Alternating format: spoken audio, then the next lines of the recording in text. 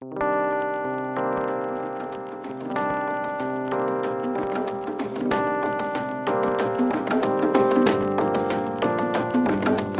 is a recording from a Sunday meeting of the BC Humanist Association in Vancouver.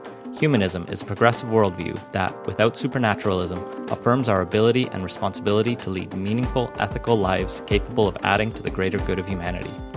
To learn more about humanism and to support our work, visit bchumanist.ca and make sure to follow us on Facebook, Twitter, and Instagram, and be sure to subscribe to the BC Humanist podcast. The opinions expressed in this podcast do not necessarily reflect those of our staff or board of directors. Dan, it was a pleasure meeting you. Happy Canada Day, everyone. It's technically it's my second Canada Day. Oh, is it working? Yes, it's working. So, that's my bad. I'll just hold it. So happy Canada Day, everyone. It's my second Canada Day. I've been here for kind of a year and a half now. I've seen only warmness from the people over here. It's a cold weather, but warm people. So thanks, Dan, for the introduction. I worked, as he mentioned, in Palestine mainly, but I also worked in other areas such as Kabul, Iraq, Yemen, and Syria. I had small missions in Jordan and Cairo, and it was nice to see and to be a refugee in the first place, but also try to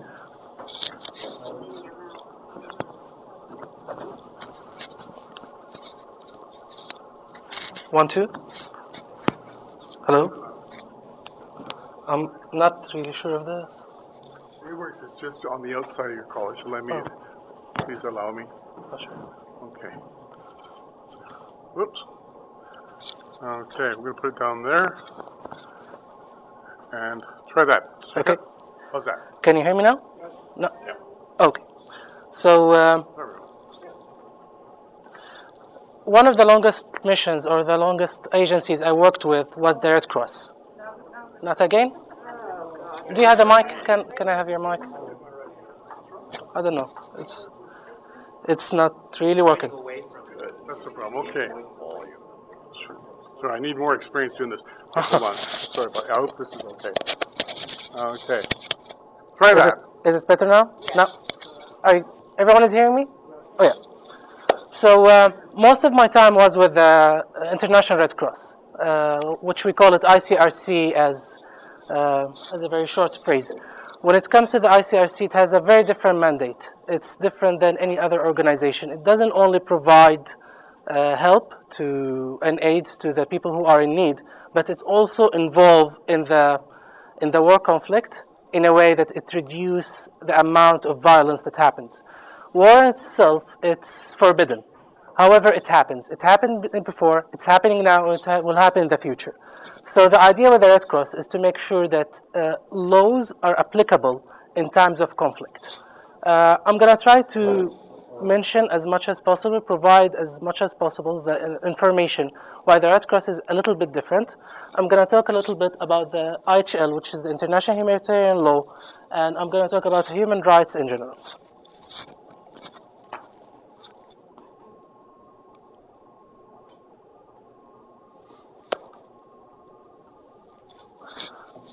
So, why humanitarian organizations do matter? It does have a very big impact, actually, in places in conflict, or if it's a natural disaster. Once a disaster happens, the people on the ground, they're kind of lost. They need someone to guide them. They need to know where to go, how to do it.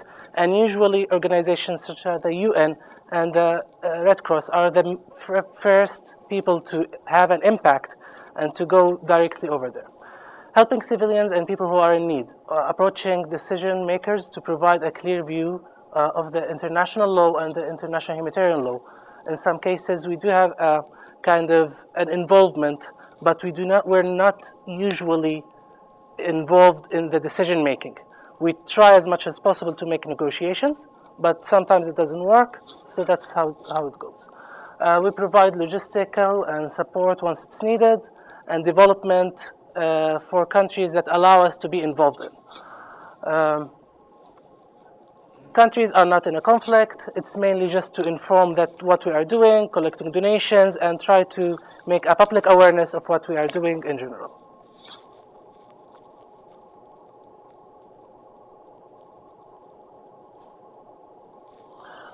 So these are some of the main elements for us to start working. When we're talking about working in a place, we think about the safety of the crew. Because if you can't help yourself, you can't help others. We do have very long procedures. It starts from telecommunications and having guidelines, what we have to wear, what we shouldn't wear. Like, for example, in some areas in the Middle East, you cannot go, for example, with some certain tattoos, or you cannot go as lady without a hijab, or we call it a head cover. Some places men are not allowed to mix with women. You have to respect this, because sometimes if you you did not put that into consideration, it might have a very big impact, and it might have, like the people who are, for example, like militias who are involved, they might refuse to receive your aid to provide to people if you did not respect the common law over there. So you have to put that into consideration. It might even put yourself into a very big risk, like what happened to a couple of my coworkers before. They did have a very limited knowledge of the culture, and it was kind of tense on them. Culture, as I mentioned, making sure that we do have the good knowledge. IT. My laptop, for example, was broken today. That's something we do not accept to do over there. There must be always, the IT just became a very important element. We can't work without it. We have to inform what's happening to our coworkers and to our supervisors in other places in order for them to take decisions. We must make sure that the decisions are always known, and as the reputation. Now, the reputation it's extremely important for one reason. People on that part, I mean, some militias and of course armies, they know who's coming in. They do have the information. They do have the intelligence. They might refuse someone to come in and to help. It's kind of what they do have there, and we have to respect it. So there are two different kinds of organizations are working in the field. There's organizations such as the ones that provide documentations. Like their main point is to go into a place, trying to have as much stories and inform it to the public. This is something like, for example, Amnesty International, Human Rights Watch. They're the ones who can speak loud. I usually am a loud person when it comes to speaking. I love to work with them because it's easy to speak and to point fingers. It's easy to say, you're doing this wrong, you're doing this wrong, you're doing that wrong. But on the other side, and they're doing a great job, but on the other side, they're not providing aid. That's putting the other organizations such as the UN, the UNHCR, and the Red Cross, MSF. Those are the ones who have to provide the aid. However, this comes with a cost. That's why they have to be quiet sometimes. They would see a violation and they would not talk about it. They might, it keeps us in a dilemma. Like, shall we keep on working, providing aid, and just keep our mouth shut and make sure that our crew is safety? Or shall we speak loud? Shall we say that this is wrong? You have to respect this and that. So it comes into everyone who's working in the field. Like, it's just a dilemma that we're living with. But in the very end, both ways are right, and both ways might be wrong. ICRC, it's what we call International Committee of the Red Cross. It's 150 years actually. It's as old as the Federation in Canada. So we're talking about 150 years with the Red Cross over the world. If the Red Cross wasn't in the world at this moment, I would say it won't be as safe as, I won't say safe, but many people won't be here, or won't be, their children won't be here because of the ICRC. ICRC, it has a one main mandate, which is being the protector of the Geneva Conventions. And doing that is making sure that they have to make sure that all the people, or all the governments and the parties which signed on the Geneva Conventions are accepting what these codes are saying, and they have to go through with it.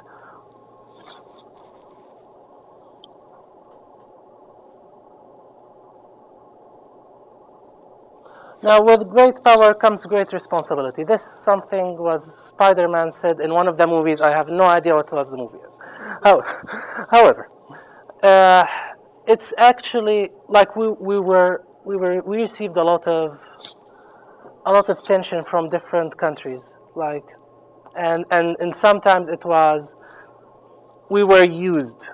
I'm sorry if I'm a little bit honest, but we were used in order to, if you're not doing this, I'm not going to allow you to provide these aids. If you're not saying this against the other party, you're not allowed.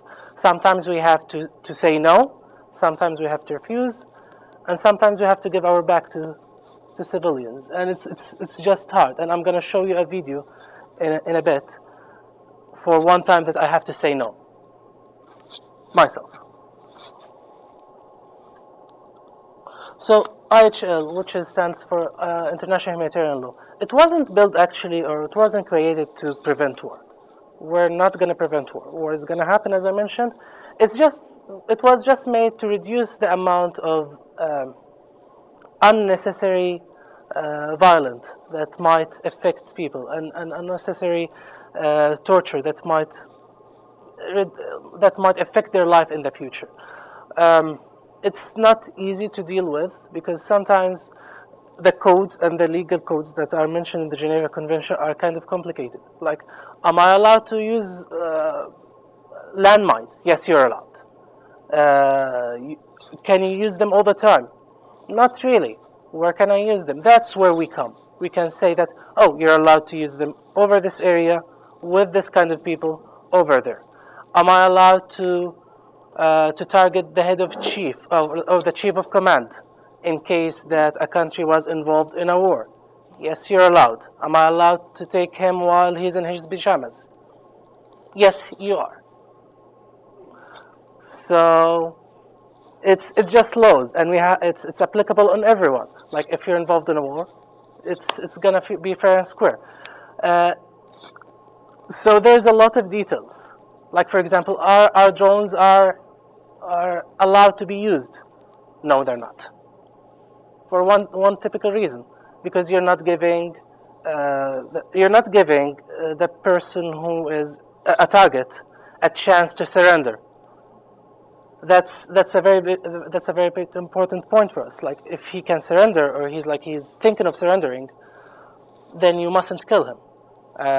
If you can injure him, don't kill him. If you can arrest him, don't injure him. That's the main law. So the other point with IHL, it was always made after a catastrophe. Like, for example, we do have four main periods of time. The first one was in 1857, and it started with saying that okay, if there are militants, and if there are militants, you have to provide them with their. If he's injured, you have to provide them with medical care. And then in 1910, we added the militants in the seaside and in the sea warfare. 1920, after the World War I, we involved as the ICRC, not we, as me. I wasn't born at that time. In 1920, we involved the code of the POW, which are the prisoners of war, and making sure that they do have, or they do receive their all of their rights as humans.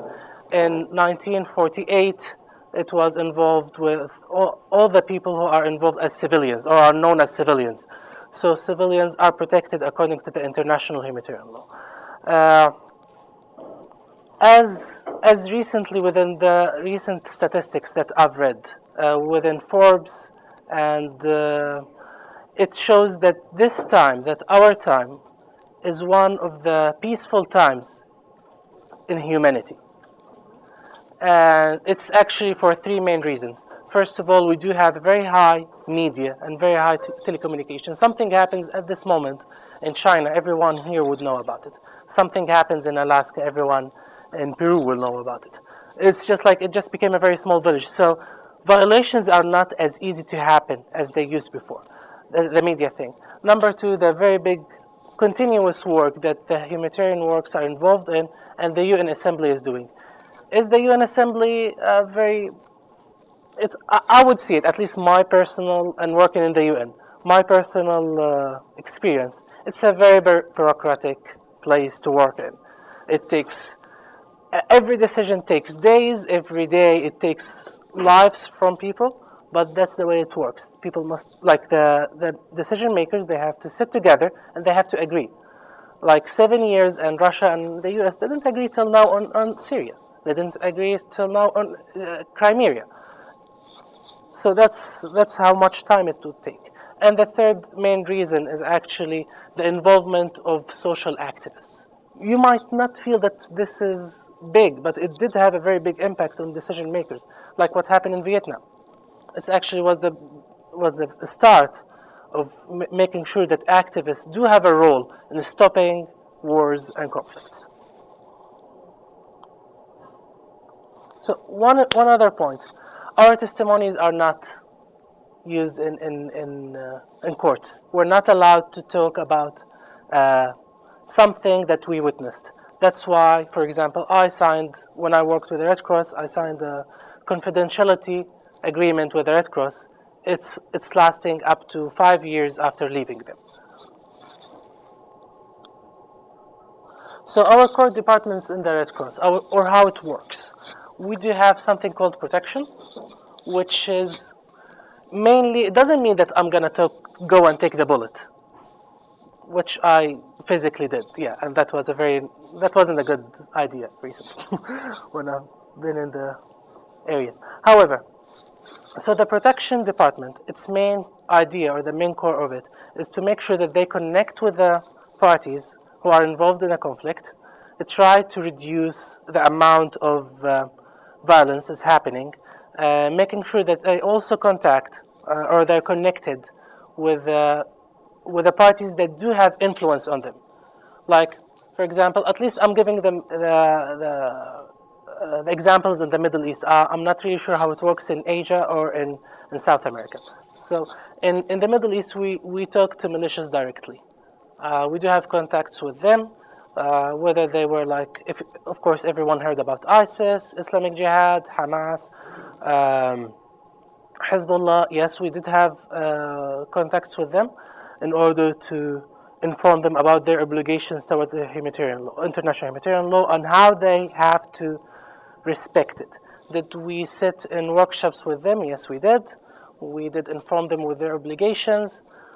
We did have a lot of rice and meat together. Yeah, because they sit on rice and meat. They just like it.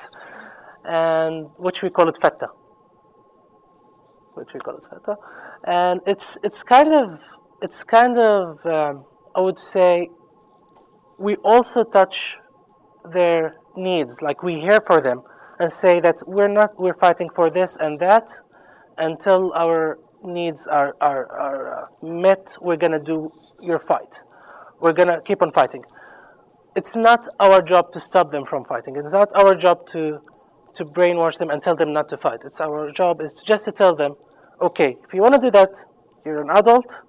You know what the results that might happen to yourself, to your family, and to your society. But keep in mind that these are your obligations. Did we have very hard time with them? Yes, we did. Same thing that happened when my coworkers and in a couple of occasions I was dealing with the IDF, or as it's known, Israeli Defense Force. So you do have a lot of codes and a lot of information that you have to provide. And sometimes a small mistake in providing an information, it might lead to the death, or it might lead to unsuccessful mission. So the work on protection is actually really big, and every other department of the other three departments is working to make sure that the protection is successful. Because if they're not the whole system goes down. So we do have communications, which was my department. My department was kind of, it has two roles.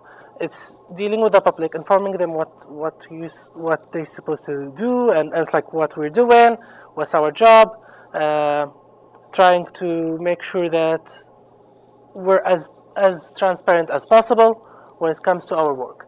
And we do have our underworld job, which is dealing with militias and armies, and the parties. They do have involvement in them. We talked to so many imams, or who are known as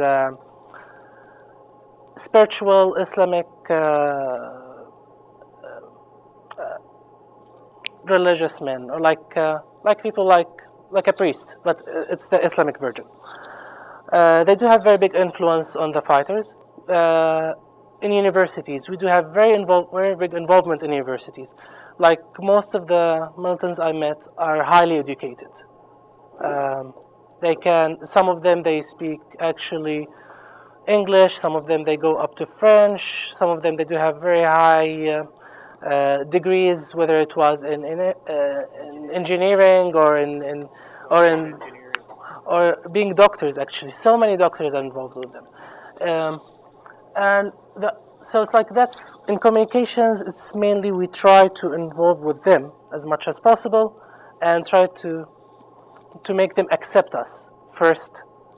As number one, they have to accept us in order for us to keep on doing what we do, and then they have to accept our ideas, and from there we go.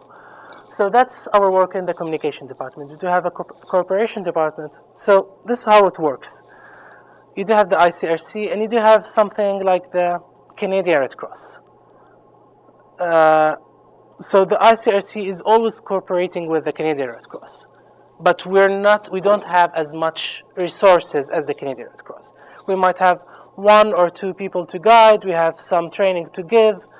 Our numbers are going to be, in maybe maximum in hundreds, but the Canadian Red Cross is going to be in thousands. Same thing in the other countries. The Afghani Red Crescent, we're talking about thousands of volunteers.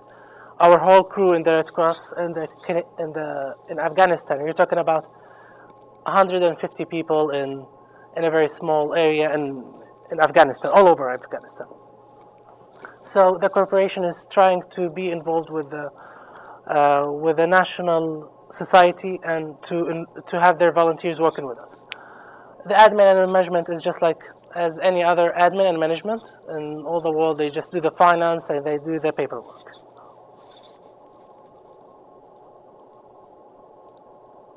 We've gone through this.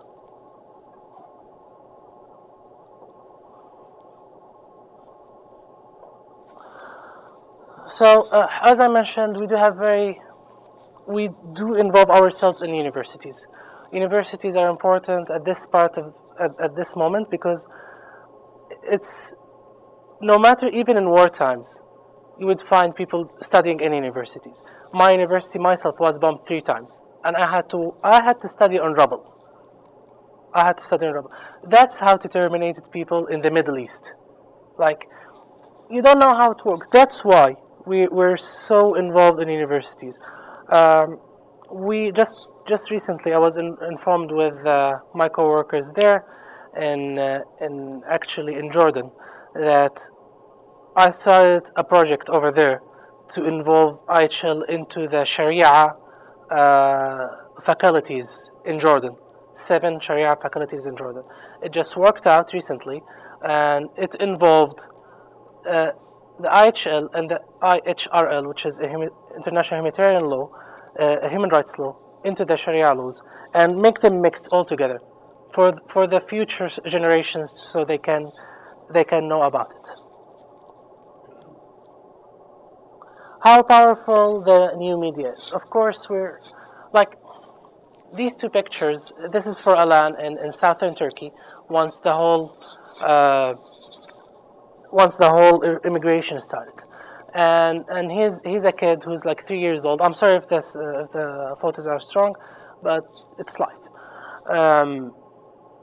This kid was actually a result, and other thousands like him, of violations for the international law, for not allowing refugees to having the same path or a safe one of taking them out of their areas. My mission in Syria when I worked there, it was mainly about IDPs. IDPs are international displaced persons. Internal displaced persons. We're talking about 10 million people.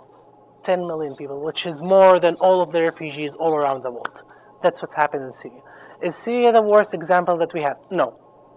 No, definitely no. Syria is actually, as I mentioned, we're talking about 13 conflicts are going on the world at this moment. 30 years ago, we're talking about more than 30. 100 years ago, the whole world was fighting each other. Is this something that makes us happy? No, not really, because every soul makes a difference, and every soul counts. But then, till there are political agreements, this is going to keep on happening. The only thing that we're kind of happy that it shows, yes, these are hard pictures to see, but then they do have a pressure on the governments, and through activists like you can also have pressure on governments.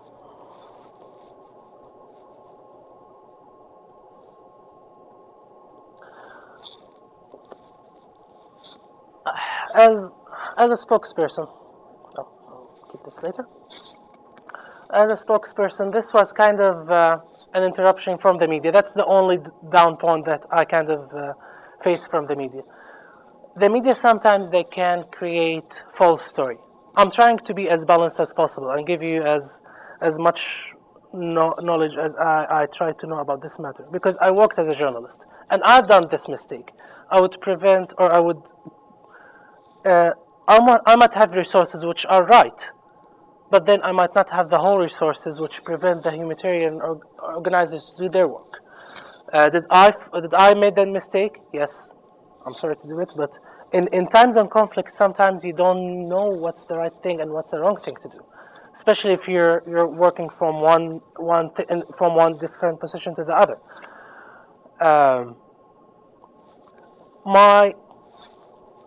My memories as a journalist, it was kind of as hard as my memories as a humanitarian. As a journalist, you do have this passion of writing and making the world know, and it's like you're thinking that your message is like the whole world have to know what's happening, and you try to have as much resources in a very small amount of time. Is it safe? No. It was actually, we were less protected. We were involved in so many stories. Some of them are humanitarian in a way that you just stop writing. You say, I can't write this. I won't do it. And then you just think about okay, if I myself on the ground saw that this is a very powerful story, I'm pretty sure it will affect someone over there, so I'll do it again. One of the most powerful stories, actually, I do remember it now. I was at that time. I was working in Yemen for a small amount of time, and the thing that, as a journalist, again, it touched my heart that there was this lady who refused to leave her place and refused to leave her area, no matter that she was the only one who was left alone there.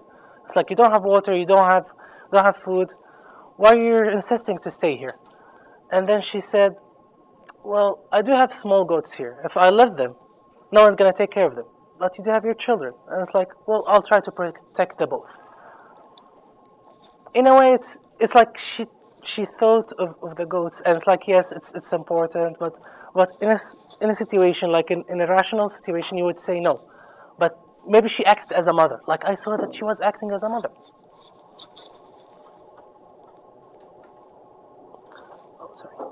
So these are three different experiences I lived, totally random, have nothing to do with each other, but I thought of sharing them with you. The first one over here was my second near-death experience while I was working with the New York Times. Me and Taylor Hicks, one of the most famous photographers in New York Times and maybe in the world. we were working in stories, and it just happens that we had to go to sleep and to start working the next day. A shell just fell just beside our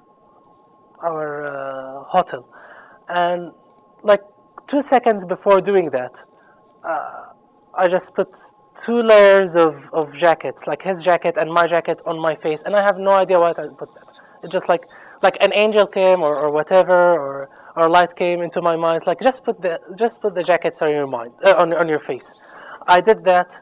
1 second later, poof! It just an explosion happens. Sharpness came in, and it was all over my face. Like and then he's like, he ran into me. I was like, "Are you fine?" Like, yes, yes. And I can't believe I actually felt it. I actually felt it. The second one was with the president of the Red Cross, International Red Cross, in Afghanistan. And it was actually a pleasure because my coworkers there, they worked really hard to make sure that they can provide this kind of project when it comes to water wells. It provided hundreds of thousands of people to have drinkable water, a clean water, not as clean, of course, but something that you can drink in general. The third one was again in Gaza. It was we were actually, me and the protection delegates were trying to negotiate the moving of the aids into a village. We couldn't meet the militants at that time, so we met with the head of the village.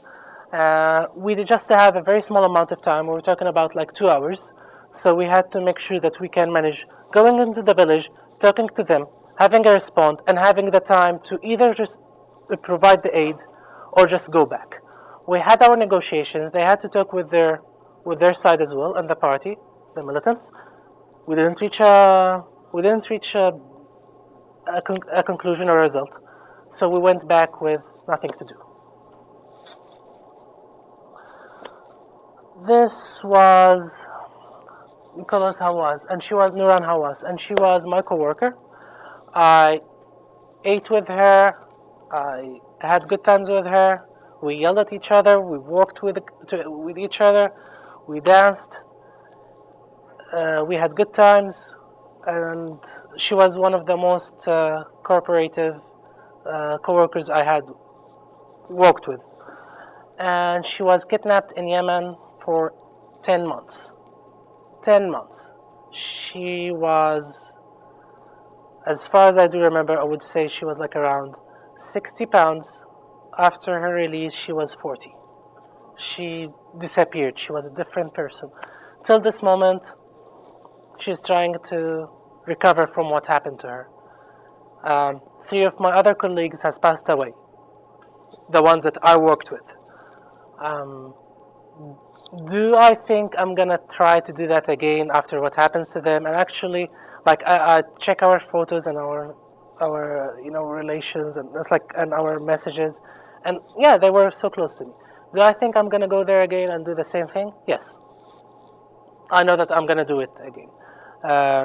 It's just like a lot of experience, and I'm not ready to let it go. Do I think that this might be risky in my life? Yes.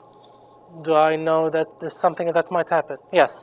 But then if everyone said that I'm not gonna go there and I'm not gonna help, then it's gonna be harder and harder. I do have not a very pleasant example to put on. I'm sorry to do it, but then again,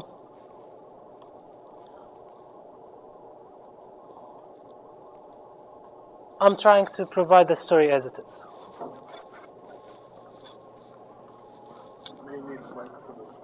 Oh yeah.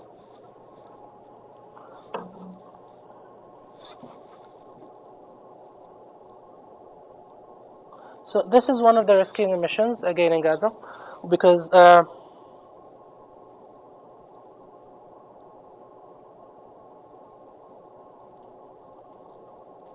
I'll start from here, I'll translate, then we'll continue. Oh.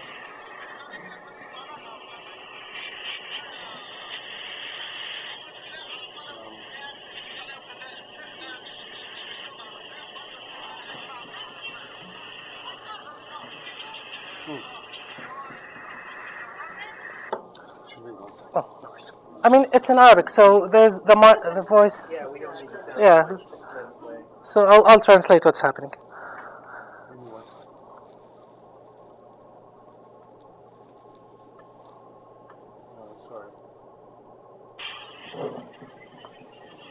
Oh. So, what's happening with that lady? She was like, I don't have water. I need water. So we went to that area in a village called Bet Hanoun, 2014. She's like, I don't have water. I don't have children in me, and I need you guys to provide me with water. And then, This is Syria? no, this is in Gaza. This where I served. In Syria, it's a total different story. And then it's like, we do have a small amount of water in our cars for us, and the reason that we can't take a lot because we need to have more space for injured people to put it in, and so you calculate as much as you do the calculations before you leave. And she's like, so we had a very very hard decision to take. Like, if we give her our water, we have no idea how much are we going to stay over there. And if we didn't, we know that we're making more bad than good to her. And I just ended up giving her a small bottle of water that I know it makes no difference. Like, if she has like 5 kids, it will make no difference.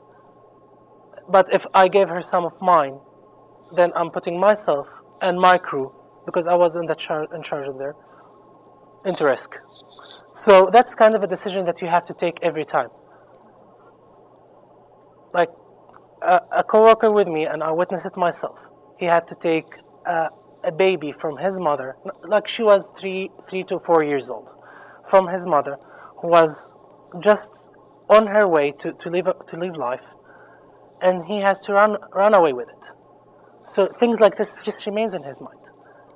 And I just witness it, and it's something that goes.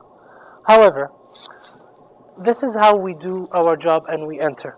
Like, we're not protected with vessels, as you can see. It's just our vest that says what organization are we working with.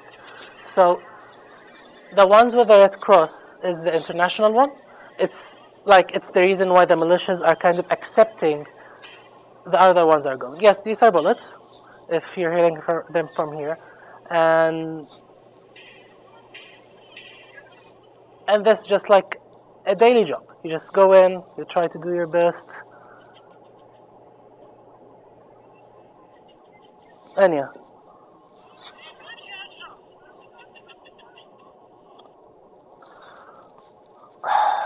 I'm sorry to bring this here. I'm sorry. Canada is a very safe place, and my first job in Canada was actually in Fort Mac in Alberta. And in my interview, I was told that, people might yell on you, like if they're kind of frustrated. And it's like, no, they don't. The people are polite. They say may and please, and and I like it because yelling is different there. But here it's like you feel that, okay, no matter how much guys you're frustrated, yeah, I can handle it. So that's, I think, my portion. Thank you.